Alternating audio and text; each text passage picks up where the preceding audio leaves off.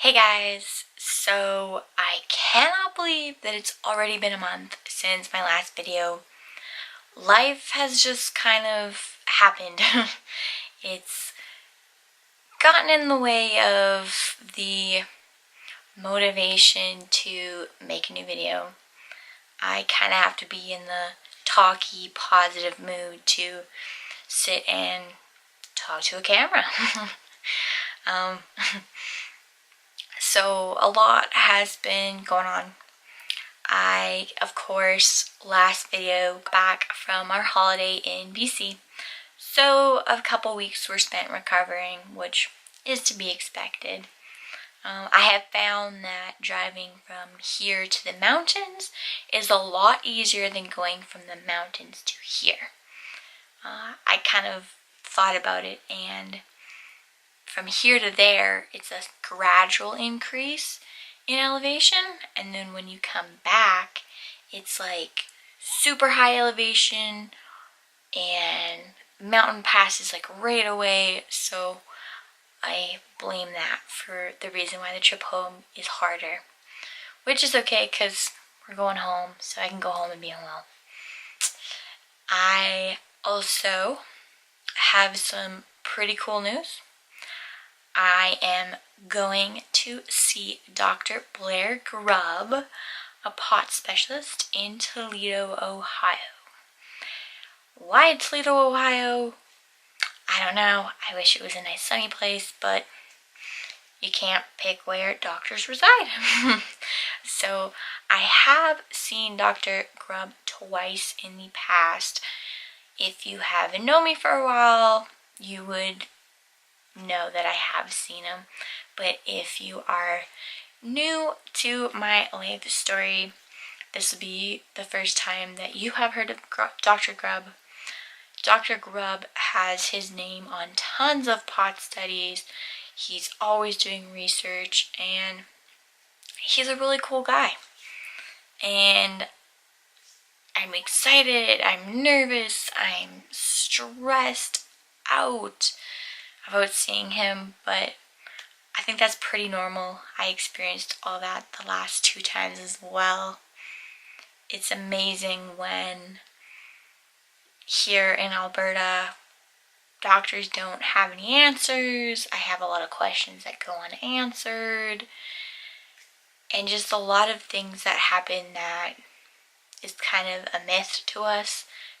Obviously, there isn't the information to find out why certain things happen or stuff like that. So seeing Dr. Grubb is exciting for that reason. It's nerve-wracking because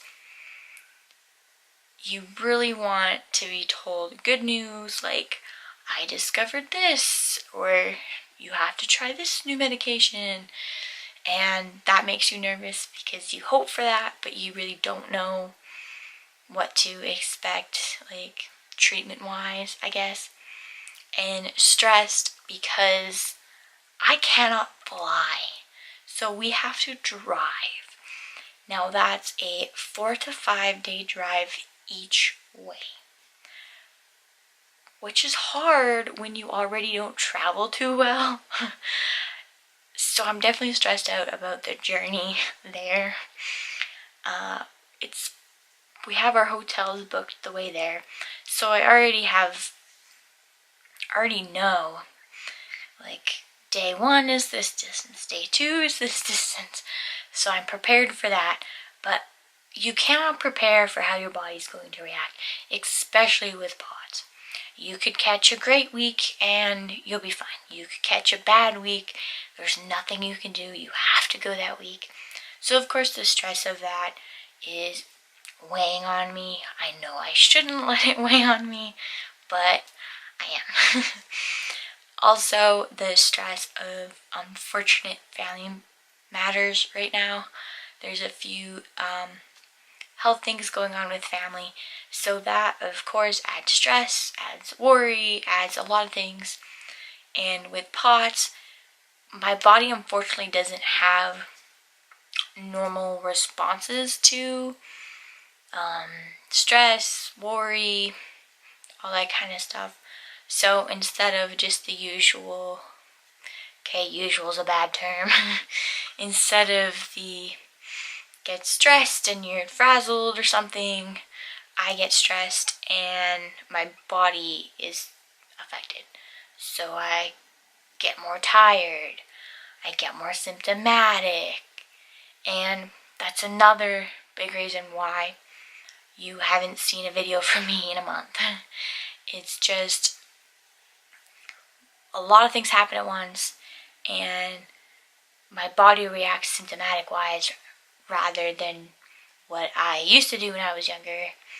The like frazzled or get angry or cry, or instead of just that, is that on top of a symptomatic response, which has made the last month kind of tough. And I'm doing better now that I have realized that the reason why I'm unwell is from stress, life in general. So I am, like I have done in the past, you gotta sit and you gotta be like, Hannah, what are you doing? Like, get it together. You know you can't do this because it's only gonna make you unwell. So I'm working on it, and now I'm talking about it, so I know this is gonna make me even better just by talking about it. I tend to be one to kind of shut down when I get stressed. Not only because of the symptoms, I just kind of shut down. I don't like to talk about it. I like to deal with it in my own head, and obviously that isn't working because this month has been kind of rough. So I'm learning. It takes time. I'm only 20. I have a lot more years to learn. Learn from mistakes and try something new. So I'm happy to be back talking, and I know in the long run it's going to be good, even though I have honestly filmed this video topic like 3 times. This is like my 4th go, and it's working out better finally, so that has cheered me up. What else to talk about? I guess more about Dr. Grubb. So the past 2 visits have led to some really helpful things that I've learned from him. One being, of course, that I fit the typical POTS characteristics. Fair skin, fair hair, fair-eyed. There's just, everything was against me and for the POTS pool, and that's it. So I learned that. I learned that to help with some of the bigger like symptoms, the stuff that like heart rate, blood pressure, those things could get out of control. And I learned from him that IV fluid treatment, IV therapy, whatever you want to call it, works huge. And for the past, I was just talking about it today, I think it's 2 years now that I've been regularly going for IV treatment, and that has helped prevent weeks length of like lethargic, bedridden, like anytime I sit up my heart pounds out of my head. That has helped those kind of days and symptoms be fewer and far between, I guess would be the word or saying. And so that's been a huge help. Another thing, of course, is the dystonic seizure-like episodes. He gave it a name, which was dystonia, of course, and gave it trial medication. That medication worked for quite a while, and recently that medication stopped working.